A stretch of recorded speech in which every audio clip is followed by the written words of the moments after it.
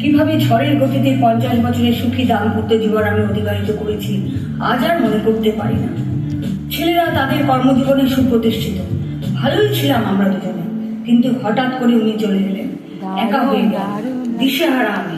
এইভাবে 3টে বছর কেটে গেল। ধীরে ধীরে মনকে শক্ত করলাম, না এভাবে চলবে না, আমাকে আমার কাজের মধ্যেই ফিরতে হবে। প্রথমে আমার শরীরটাকে নিয়ে ভাবনা চিন্তা শুরু করলাম, হালকা যোগাসন আর মেডিটেশন শুরু করলাম।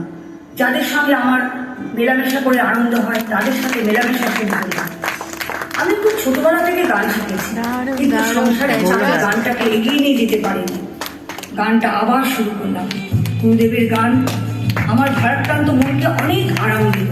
অসহায় মানুষের পাশে দাঁড়ানোর চেষ্টা করছি। সর্বশেষে আমি বলতে চাই, আমি অনেক ভালো আছি। আমার পছন্দ মতো সাজগোজ শুরু করেছি। তাই আমার অভিজ্ঞতা থেকে আমি বলতে চাই, মনকে সতেজ রাখুন।